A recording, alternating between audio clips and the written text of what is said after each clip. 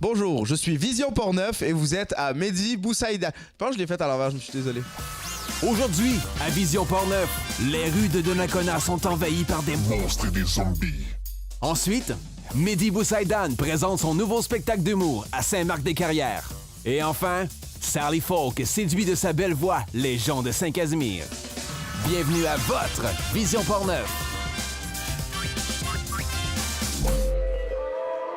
Bonjour et bienvenue à Vision Portneuf. Ici Stacey Ann Murray. Aujourd'hui, je me trouve au départ de la parade des morts-vivants organisée par le Relais de la Pointe aux Écureuils.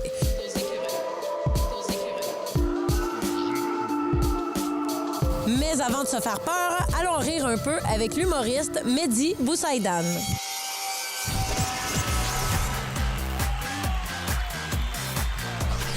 Je suis avec l'humoriste Mehdi Boussaïdan. Bienvenue à Vision Portneuf.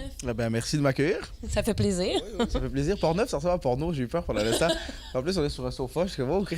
Avec un petit coussin. Ouais, non, ça. On est à l'aise. Portneuf. OK, Portneuf, on est à Portneuf. C'est tout le temps un peu tendu à la fin d'un repas quand tu veux payer. Tu sais, ça fait tout le temps des tensions. C'est tout le temps comme je vais payer. Non, je vais payer. Non, je vais payer. J'ai un couteau. Tu sais, c'est tout le temps comme. Tu sens très à l'aise sur scène. T'attribues ça à quoi? Bonne question. Je pense que ça fait longtemps que j'en fais. Je fais de l'impro depuis que je suis tout petit. Fait que la scène, c'est un endroit que j'aime beaucoup. Puis ça allait mal ailleurs que dans la scène. Fait que là, c'est le seul endroit où j'étais bien. Puis le midi à la cafétéria, tout le monde me gossait. Fait que j'allais manger sur la scène de l'école. Non, c'est pas vrai, je mangeais à la cafétéria comme tout le monde. Mais non, je pense que ça fait... Je laissais faire ça. Ouais, non, ils savaient pas. Mais non, je pense juste parce que j'en fais beaucoup. C'est de l'habitude. C'est comme un vélo, la scène. Puis tu fais de vélo, puis t'es à l'aise sur un vélo. Puis la scène, c'est la même chose pour moi. C'est un métier que t'as toujours voulu faire? Non. Au début, je voulais être médecin, comme pas mal tout le monde. Mais finalement, mes parents m'ont dit non, tu seras pas médecin, tu vas devenir humoriste. Fait qu'ils m'ont forcé à faire des arts pour être certain de bien gagner ma vie. Non, je pense que j'ai décidé de le faire ça à partir du cégep. Je faisais beaucoup d'impro encore là, ça revient tout vient de l'impro. Je tripais tellement, puis j'aimais ça faire rire les gens que j'ai fait, hey, pourquoi pas en faire un métier? Bologna, ballonné. C'est Bologna, ballonné. Comment vous vous appelez? Chicone. Tu joues dans les comédie clubs depuis plus de 10 ans. À quel point tu penses que ça a été pris plus au sérieux, que tu as commencé vraiment ta carrière? Je pense que c'est bête, mais au Québec, c'est dès qu'on te voit à la télé, on dirait que les gens te prennent plus au sérieux. Quand tu fais de la télé, il y a beaucoup de gens qui savent même pas que je suis humoriste, ils pensent que je suis juste comédien. Fait que, mettons que tu fais un show dans une ville ou dans un village, on fait « Ah, c'est le gars de la télé, on va aller le voir ». Je pense que c'est à partir de là, parce que tu sais, t'en fais des comédie clubs un peu partout au Québec, mais c'est les gens qui fréquentent les comédie clubs qui y vont. Puis c'est souvent les mêmes personnes, tu sais. Fait que si tu veux agrandir un peu ton range, faut que tu fasses de la télé, du cinéma, de la radio. Puis là, les gens sont plus habitués. Puis une fois qu'ils te voient sur scène, ben c'est là qu'ils font « Hey, crime, finalement, il est drôle aussi. » Fait qu'on va aller voir l'autre show. C'est super agressif, t'as des gars avec des guns qui se tirent dessus. C'est comme « Put your hands on the floor! » Mais sur du Drake, c'est comme... I got my eyes on you. Everything that I see, I want your heart. Dans un de tes spectacles, tu imites des rappers. Ouais. Quand même vraiment bien. Est-ce que tu as une base en rap? Est-ce que c'est une musique que t'aimes? Est-ce que tu as une base en musique? J'ai aucune base en musique, j'aime le rap, j'en écoute. Et puis j'ai une bonne oreille, je pense que je suis capable d'imiter facilement les rappeurs, fait que je m'amuse à faire ça, mais c'est plus un rêve de jeunesse de faire du rap. En fait, je suis sûr que je serais un très mauvais rappeur, fait que je joue les mauvais rappeurs, fait que ça marche. Dans le fond, les gens sont comme « Ah, il fait bien la parodie », mais en fait, je me force puis j'essaye vraiment là, que mon album soit signé. Mais, J'ai trouvé ton shaggy excellent. Ouais, merci, c'est très gentil, je l'aime beaucoup. Là. C'est le... On l'enfant d'elle, c'est tout est dans la gorge. À un moment donné, je me suis étouffé avec un morceau de poulet. C'est comme ça que ça s'écrit. Ouais. J'ai pris genre un corps cuisse, le caissier comme ça va faire 30$. J'ai 30$ pour un corps cuisse. Tu sais quoi, je veux rien. Rien, ça va faire 7$. Tu décris les gens par rapport à leur sonnerie le matin pour se réveiller. Toi, c'est quoi ta sonnerie le matin pour te réveiller? Ma sonnerie le matin, c'est ma gérante qui m'appelle sur un gros téléphone jaune à côté de mon lit. Je fais plus confiance à mes sonneries parce que je dors trop dur. Fait que c'est vraiment un gros Un appel d'urgence comme Batman? Oui, vraiment un téléphone, là, un énorme téléphone old school, là, genre style détective privé, puis il sonne, mais super fort. Il n'y a pas moyen de le débrancher. Il est genre... Tu peux pas le lancer dans le mur? Non, je peux rien faire, puis il y a une seule personne qui a le numéro, puis c'est ma gérante. Fait que quand il sonne, je sais que c'est pour une urgence. Là. Ça ou des gars qui font des espèces de sondages. J'aime pas les employés de Subway, je trouve qu'ils sont mal formés, ok? C'est tous des menteurs. C'est tous des menteurs compulsifs. Les employés de Subway mentent. Tu des gens qui travaillent sur bruit dans la salle? Parle-moi un peu du spectacle de ce soir. À quoi qu'on peut s'attendre? Quel genre de sujet est-ce que tu abordes? Ben là, c'est sûr que la moitié du spectacle, c'est du matériel que j'avais déjà. Dans le fond, c'est une espèce de best-of. Puis l'autre moitié du spectacle, c'est du nouveau matériel que j'ai écrit cette année. Fait que c'est une espèce de mélange des deux. Là, j'essaie d'amener le spectacle de plus en plus vers la finalité qui est demain, là, le spectacle demain, et non demain. Mais et donc c'est des sujets qui sont plus dark. Tu vois, le show, il y a comme c'est rose bonbon, c'est dark. C'est rose bonbon, c'est dark. C'est une espèce de show bipolaire. Et je trouve que là, on essaie de l'amener le plus possible vers des sujets qui sont plus difficiles, des sujets qui sont plus tabous. Ça va être l'objectif pour avril. Mais pour l'instant, comme on n'est pas encore rendu à 100% de nouveau matériel, on patch un peu avec du top 40. Mais c'est du super bon matériel aussi, c'est vraiment le fun. Puis ça permet aussi aux gens d'avoir un parfait mélange de ce que je faisais, mettons, l'année dernière et ce que je faisais cette année. Fait que, je fais plus les rappeurs, je fais le reggaeton, mettons. Il y a encore le numéro des sonneries, un numéro sur les tueries dans les écoles aux États-Unis, il y a un numéro sur le port d'armes aux États-Unis, il y a un numéro sur le milieu carcéral québécois. Même un peu de politique. Oui, on essaie de... je veux pas que ce soit un show qui est catégorisé politique, mais c'est un show qui traite de sujets d'actualité, mettons, ou de réalité. Ce que j'aime de sortir de Montréal, c'est les petites cantines. Tu vois, les petites cantines sur le bord d'autoroute, là, qui sont pas vraiment des restaurants, c'est comme une boîte avec un trou qui donne des hot dogs. Ça fait toujours chez la personne qui travaille là. Comme chez Gillette! Ou chez Gillette, c'est toujours chez Gillette. Tu parlais de ton expérience en improvisation. Est-ce que tu te permets d'improviser lors de tes spectacles? Oui, je me donne toujours un bon 20% du show là, où je m'amuse avec le public puis j'improvise le plus possible.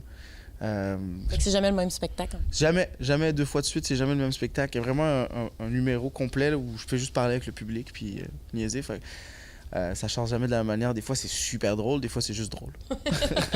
Mais c'est jamais plat. C'est jamais plat. Des fois, il n'y a jamais eu de drame. Il n'y a jamais personne qui a voulu se battre avec moi ou qui a essayé de monter sur le stage. Fait que, non, je pense que ça va être le fun aussi ce soir. Mais merci beaucoup. Merci. Bon spectacle. Merci beaucoup. Puis au plaisir. À bientôt. Viendrez voir en avril. Ça va être excellent.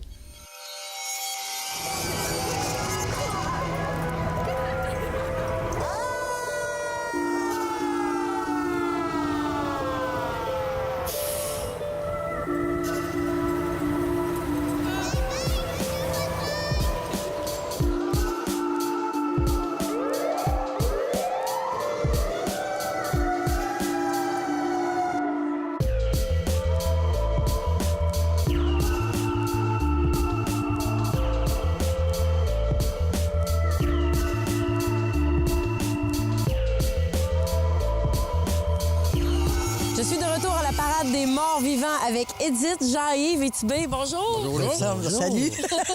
Êtes-vous prêt pour la parade? Je pense que oui. Ah, ça commence, là. Là, la parade est en 3 parties. Parlez-moi de tout ça. Je pense que ça commence avec les sorcières de Salem. Est-ce qu'il y a une histoire derrière ça? Non, pas vraiment, mais depuis le début que la parade s'organise, il y avait le bal des sorcières. Et ben là, je me suis servi des sorcières de Salem. Quand même, c'est quand même une référence véridique. Après les sorcières, on met en scène Dracula. Exactement. Alors, on remonte dans le temps. Les sorcières de Salem, 1692. Dracula est sorti, je te dirais, récemment, dans les années 1900. Et là, aujourd'hui, on rajoute également autre chose qui est pour les jeunes. On espère que ça va venir. C'est quoi, l'autre chose? C'est Michael Jackson et Thriller. Ah. Exactement. Oh, il vient-tu tout seul ou avec sa troupe? Ben, on essaie d'en avoir une gang en arrière, mais c'est pas simple d'attirer les gens. On a les sorcières de Salem, on a Dracula, Michael Jackson. Ensuite, on passe aux morts vivants. Les morts vivants. Oh, là, Edith, elle va pas trop pousser des commentaires là-dessus, mais disons que les morts vivants, ça le dit lui-même. Hein. C'est des morts qui sont vivants. Écoute, fait qu'ils vont marcher dans la parade, puis on espère qu'ils vont se rendre à l'autre bout. Là, on a quel genre de morts vivants? J'en ai déjà à côté de moi, là, qui... Les zombies inspirés du vidéo de Michael Jackson. OK. On va avoir une troupe autour du camion, puis la musique de Michael, puis on lance des bonbons, puis ça va être le thème. Vous allez lancer des bonbons? Ah ouais. Oui. J'imagine que ça fait le plaisir des enfants. Puis, normalement, C'est pour ça, moi, je c'est suis pour ça. quasiment le dernier. On va être le dernier, fait que moi, après ça, j'invite les jeunes à embarquer tout le long du chemin, à embarquer nous suivre jusqu'à l'église. Vous avez parlé de musique aussi? Michael Jackson. Oui, la musique, puis les... Ben, il y en a sur chaque char allégorique, un thème de musique par char. Fait que ça va mettre de l'ambiance. Vous parlez de loup-garou, de vampire. J'aurais-tu dû amener de l'ail, peut-être? Non, mais ça aurait gâché le party. Oui, c'est ça. Ça aurait sauvé en courant. Est-ce que les gens peuvent s'ajouter à la parade même s'ils ne sont pas déguisés en loup-garou, en mort-vivant? Exemple, Jason ou... C'est ça qu'on attend. Oui, hein? L'année dernière, c'est ça qui est arrivé. Ils se sont joints à la parade. On était le défilé jusqu'au relais. Et combien de personnes? Au moins, je dirais au moins 1000 personnes. Wow! Vous attendez combien cette année? Au moins, on espère encore Au moins autant, mais c'est sûr que la température est un petit peu plus fraîche cette année. Mais on s'attend. Le monde s'habille, puis il faut s'attendre à ça. C'est l'automne, hein? Il y a du monde tout le long du parcours. Oui, c'est ça. Oui, ça fait peur tout ça. On espère, hein? C'est le but. C'est le but. C'est le but, là. Avant de continuer, allons découvrir une artiste charmante, Sally Folk, à la taverne Saint-Casimir.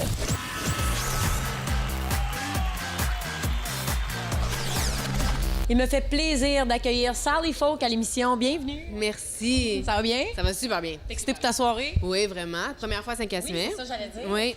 Avant de parler de ton spectacle, j'aimerais ça parler un peu de ton parcours. Parle-moi un peu de qu'est-ce qui t'a amené à faire de la musique. Moi, c'était vraiment... c'est un hasard. Parce que j'étais...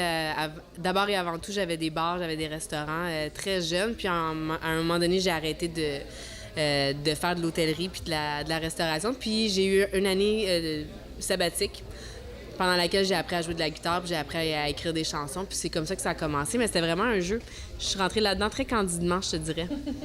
Puis tes textes ont vraiment beaucoup de front, sont très amusés. Qu'est-ce qui t'inspire? Est-ce que c'est un choix artistique conscient que tu as fait? Non, c'était pas un choix artistique conscient. C'est vraiment ce qui me touche, qui était important pour moi. Puis dans la vingtaine, les relations amoureuses, c'était pas mal la chose la plus importante à régler et à comprendre. Là. Fait que je suis toujours à la recherche de comprendre la psychologie masculine. J'ai lu des tonnes et des tonnes de livres. Alors c'est pour ça que quand on écoute mes albums, c'est comme une espèce de réflexion, mais aussi c'est très autodérisoire sur des expériences que j'ai vécues avec les hommes à travers les années. C'était déjà des chansons qui ont choqué, je pense. J'ai pas mal de chansons qui ont choqué. Puis... en fait, c'est que j'ai une approche très théâtrale par rapport à la musique. Chaque chanson est un peu un scénario. Donc oui, c'est tiré d'une version autobiographique, mais j'essaie de raconter une histoire. Puis parfois, je crois que la fiction va un peu aller choquer certaines personnes qui me connaissent moins ou qui ont une espèce de distance par rapport à ce projet-là.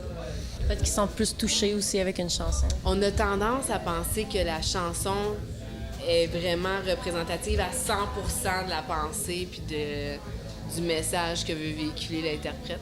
Mais tant mieux si ça touche.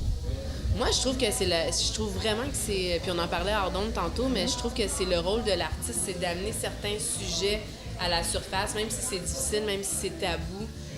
Même si parfois, il y a eu des chansons que j'ai écrites que vraiment... je me souviens de ma mère qui m'a dit « tu peux pas publier, tu peux pas sortir ça. » Je veux dire, le Québec va t'haïr. Tu l'as sorti pareil? J'ai sorti pareil. J'ai sorti pareil parce que si moi, puis si dans mon entourage, ça dérange parce que c'est un sujet qui est tabou, puis ça vient gratter une plaie, ça veut dire qu'il faut qu'on en parle. À partir de ce moment-là, je deviens un peu la messagère. Puis j'ai pas été un ange, là. C'est certain que, bon, pour parler de l'infidélité ou pour une chanson comme « J'aurai ton enfant quand même », oui, j'ai pensé avoir un enfant à contre-gré de mon copain. Je l'ai pas fait. Mais quand ça fait 4 ans que tu es avec quelqu'un qui te fait miroiter que tu vas en avoir, puis tout à coup, il te dit non, mais Parlant de ça, tu portes ton gilet? J'aurai ton enfant quand même. Non, mais je parle de cette chanson-là en particulier parce que je me suis rendu compte à quel point elle avait été toucher une corde sensible quand on l'a lancée. Puis en même temps, je trouve que c'est mon rôle, puis c'est le rôle des artistes de faire ça. Puis c'est pour ça que j'apprécie des gens comme Claude Pelgag, comme Hubert Lenoir, qui vont... C'est extravagant. Ils sont pas comme ça quand ils se lèvent le matin, là. Mais ils sont extravagants, puis ils viennent chercher un côté... un côté qu'on ne vit pas nécessairement dans le quotidien de tous les jours. Puis c'est ça de l'art pour moi. Oublie nos promesses d'escapade et de richesse, mes prouesses pour te convaincre. Je t'ai voulu pour tes gènes. C'est accidentel, la pilule ou la querelle. Tu la prendras la nouvelle. J'aurai ton enfant quand même. On reconnaît ton style dans tous les albums que tu as fait. Est-ce que tu as envie d'explorer d'autres styles musicaux dans le futur ou est-ce que tu veux vraiment rester? Mais je suis contente que tu en parles. Parce que c'est ça qu'on fait pour la tournée L'eau dans le vin. Parce que c'est vrai que ça fait 4 albums que je fais qui vont vraiment dans la même... qui sont dans les mêmes thématiques musicales. Mais là, j'avais envie d'essayer autre chose, puis de m'en aller plus vers quelque chose d'un peu plus moderne, un peu plus électro, mais pas électro. Une petite touche. Une pincée d'électro. Ben moi, j'aime jouer avec tous les styles, mais c'est sûr que de changer de collaborateur en ce qui a trait à l'arrangement musical, ça fait tout un changement. Alors là, c'est ça que je suis en train d'explorer un peu. Je suis en train de voir d'autres choses ailleurs, sans dire que je suis très attachée à mes premiers amours. Alors, je vais sûrement essayer de mettre tout ça ensemble à un moment donné. J'allais dire, tu peux jumeler le tout je vais et faire... essayer de mettre... Tu parlais de l'eau dans le vin, Oui. ton album. Est-ce que tu es en rodage ce soir? C'est ça? Tu testes des chansons? C'est une tournée de rodage. C'est pour ça que j'ai choisi de faire les salles privées, donc les bars, les microbrasseries. C'est plus tard, c'est une clientèle qui est plus avertie, mais c'est plus intime, puis ça me permet d'essayer des chansons qui sont pas encore sur des supports, que les gens n'ont pas entendu. Puis on le sait que, tu sais, quand on va voir des spectacles, souvent, la moitié de la salle, ils ont tout entendu les albums, ils connaissent toutes les chansons par cœur. Puis je sais que c'est risqué de présenter comme 7 nouvelles chansons sur un spectacle de 75 minutes que les gens n'ont jamais entendu. Mais cela dit, c'est un public averti. On fait ça en toute intimité ici à la taverne Saint-Casimir. Puis dans les autres salles, j'ai une douzaine de dates. Puis je trouve que c'est une bonne façon d'annoncer la suite, mais aussi de faire un petit changement. Puis c'est pour ça que j'ai décidé de l'appeler L'eau dans le vin, parce que on fait changement. Les gens vont avoir le privilège ce soir d'entendre des nouvelles chansons qui vont se retrouver sur ton nouvel album. Exact. Elle sort quand, ton album? Je vise fin 2019, mais je me donne pas de... Pas de date limite. Je me donne pas de date limite, mais c'est sûr que je me suis toujours donné un 2 ans, puis là, à la fin 2019, on va flirter avec le 3 ans, alors il faut que ça sorte. Merci beaucoup, Sally, d'avoir pris du temps avec nous. Ça me fait vraiment plaisir, merci.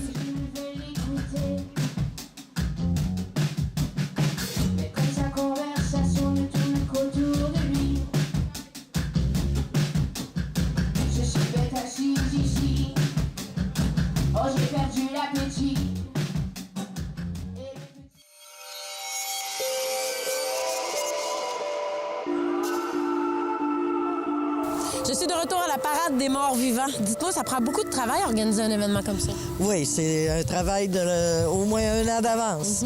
Ouais. Puis c'est quoi vos rôles respectifs? Ben nous autres, dans cette parade-là, on la soutient. Aussitôt qu'elle dit qu'on a besoin de quelqu'un, bien, on s'avance puis on fait qu'est-ce qu'on n'est plus attiré. Qu'est-ce qui vous inspire, genre? Qu'est-ce qui nous inspire? C'est sûr qu'il y en a qui ont leur force dans des choses, d'autres comme Serge, il est fort. Si on voit c'est toi qui as fait ça? Oui. C'est lui qui l'a fait. Fait que lui, dans ça, il est fort. C'était peurant? C'était peurant. Le soir, le jour, non? Il était peurant un peu d'avance, puis là, Imagine que les voisins, ils disaient, ben, qu'est-ce qu'il fait? Mais tout ça va vous dire qu'on a une merveilleuse équipe, beaucoup de bénévoles. Oui. Surtout les bénévoles. C'est grâce à l'équipe que ça fonctionne, sinon il n'y a rien de tout ça qui se ferait. C'est ça. Et c'est le bénévolat qui fait qu'on est capable d'agir de la sorte. Puis on en profite pour inviter du monde l'année prochaine de joindre nous. Exact. Ben oui. D'avance. On peut le faire directement là. Hein? On invite les gens à venir à la parade. Ben oui. Je vous remercie énormément. Ben, ça me fait plaisir.